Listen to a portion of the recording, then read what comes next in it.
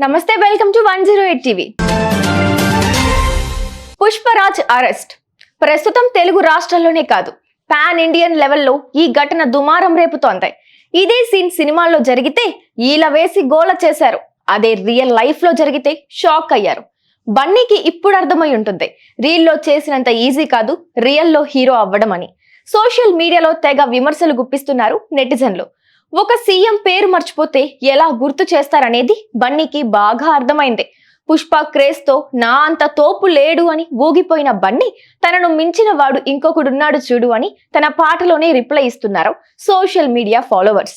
మనం ఏం చేసినా పోలీసులు కామ్ గా ఉంటారు అనుకున్న బన్నీకి పోలీసులంటే ఫ్లవర్ అనుకున్నావా, వైల్డ్ ఫైర్ అని చెప్పి ఇలా ఒకటా రెండా పుష్పరాజ్ మాటల్ని బన్నీకి అడుగడుగునా గుర్తు చేస్తున్నారు. మరీ దారుణంగా బెడ్రూమ్ లోకి వెళ్లి మరీ బయటకు లాక్కొచ్చారు. పాపం అంటూ జాలి కూడా చూపిస్తున్నారు బన్నీ హేటర్స్. మామూలుగా ఎవరైనా సెలబ్రిటీకి ఇలా జరిగితే అందరూ అయ్యో పాపం అని జాలి పడతారు. కానీ బన్నీ విషయంలో మాత్రం ఇది రివర్స్ అయింది. ఎందుకు? ఒకటి కాదు, రెండు కాదు. పుష్పరాజ్ కి నేషనల్ అవార్డు వచ్చిన దగ్గర నుండి ఈ రగడ మొదలైంది. తెలుగు సినిమా చరిత్రలో హీరోకి వచ్చిన మొదటి జాతీయ అవార్డు తనకు వచ్చిందన్న గర్వమో. Thank you so much, especially for being such a sport. You're such a sweetheart, and I'm telling you, I'm very happy. లేక పుష్పరాజ్ క్రేజ్ వరల్డ్ వైడ్ గా పెరిగిపోవడమో తెలియదు, కానీ బన్నీ యాటిట్యూడ్ లో చాలా చేంజ్ వచ్చింది. ఈ యాటిట్యూడ్ తోనే పవర్ స్టార్ పవన్ కళ్యాణ్ కి ఎదురెళ్లాడు. 2024 ఎన్నికలప్పుడు వైసీపీ పార్టీ అభ్యర్థికి సపోర్ట్ ఇస్తూ క్యాంపెయిన్ చేశాడు.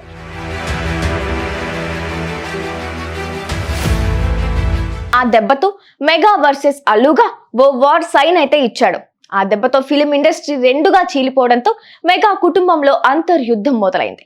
అంతటితో ఆగకుండా అందరూ మర్చిపోయారు అనుకునే టైంలో మళ్ళీ పుష్ప ఈవెంట్ లో నాకు నచ్చితే వస్తా, అంతే, నచ్చకపోతే రాను, అది ఎవరైనా సరే అని మరొక్కసారి వివాదంలో పడ్డాడు బన్నీ.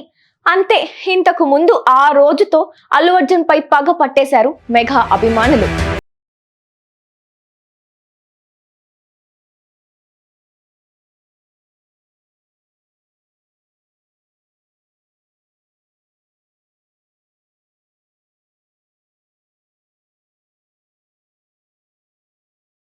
ఇంతవరకు బన్నీకి ప్రాబ్లం లేదు, ఎందుకంటే అది కుటుంబ సమస్య కాబట్టి వాళ్ళలో వాళ్ళు చూసుకుంటారు. కానీ అల్లు అర్జున్ అరెస్ట్ అయ్యే వరకు వెళ్ళాడంటే అంతకు మించి తప్పేదో చెయ్యాలి.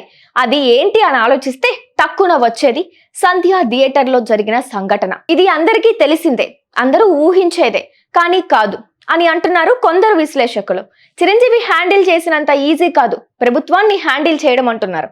అవును, ప్రభుత్వమే, అది కూడా తెలంగాణ ప్రభుత్వాన్ని హ్యాండిల్ చేయడం మరీ కష్టం. ఇందులో తెలంగాణ ప్రభుత్వం ఎందుకు వచ్చింది అనుకుంటున్నారా? అదేనండి ట్విస్ట్. నువ్వు ఎంత పెద్ద హీరో అయినా అవ్వని, ఎంతలో ఉండాలో అంతలో ఉంటే జీవితం చాలా సాఫీగా నడిచిపోద్ది. నేను తోపు తురుము తగ్గేదేలే అని డైలాగులు కొడితే ఇదిగో ఇలానే ఉంటుంది పరిస్థితి.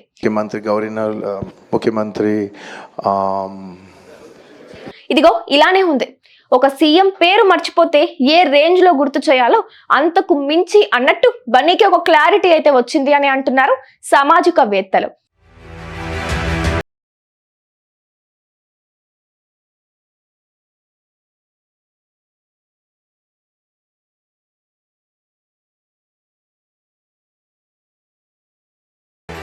ఈ దెబ్బతో జీవితంలో ఇంకెప్పుడు ఆ పేరు మర్చిపోడేమో అని కూడా సెటైర్లు వేస్తున్నారు. సో ఇకనైనా బన్నీలో ఓ కొత్త మార్పు వస్తుందని ఆశిస్తూ సెలవు తీసుకుంటున్నాం. మరో ఇంట్రెస్టింగ్ టాపిక్ తో మళ్ళీ వచ్చేస్తాను. అంతవరకు keep watching 108 TV. Please subscribe to 108 TV. Subscribe to 108 TV.